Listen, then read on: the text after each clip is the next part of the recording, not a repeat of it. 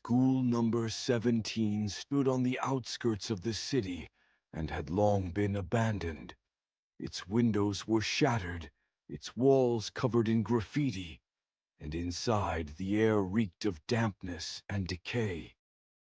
Rumor had it that children had once disappeared here, and the basement had been sealed off to hide a terrible secret. No one knew if it was true or just another urban legend. Four teenagers, Alex, Dan, Chris, and Lily, decided to investigate the rumors. At night, armed with flashlights, they climbed over the overgrown fence and snuck inside. The floor was littered with debris, and their footsteps echoed through the hallways. Dust swirled in the air, and their flashlights illuminated peeling walls and broken lockers.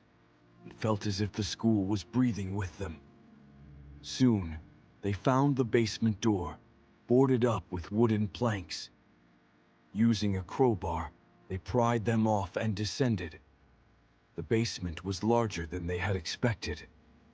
The air was thick and unmoving, the musty stench stronger than upstairs. Their flashlights revealed old lockers, desks, and scattered books. As they moved forward, they came across a small table with a worn-out student diary lying on it. Alex opened it and saw that the pages were yellowed, but the ink was still clear. The entries belonged to an unknown student who complained about strange noises at night and the one who watches from the darkness. With each entry, the descriptions became more terrifying. The writer's friends had disappeared one by one, and he felt that he would soon vanish too. The last entry read, "He is near. He knows I found the diary." Suddenly, a creaking sound echoed. Chris turned, shining his flashlight, but there was no one there. Then, someone slammed the door shut behind them. They ran to it, but it wouldn't budge. Panic set in. Lily screamed, but the sound was swallowed by the heavy silence. Their flashlights flickered.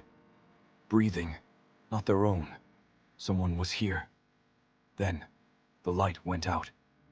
In the pitch-black darkness, a whisper rose, a low voice reading the diary aloud. Footsteps. Someone was approaching. When the lights came back, Alex was gone. His flashlight lay on the floor, its beam trembling in the dark. Lily clung to Dan, while Chris frantically searched around. They called out to Alex, but only silence answered. Dan decided to run for help and disappeared into the darkness. Lily and Chris stood frozen, listening. Minutes passed, but Dan never returned. "We need to go after him," Lily whispered, her voice trembling. "We should split up," Chris suggested. "You check near the exit. I'll search the other hallways." Lily didn't want to be alone, but she had no choice. She ran to the door they had entered through, only to find it stuck again. A muffled scream echoed behind her. She froze, heavy breathing, right next to her.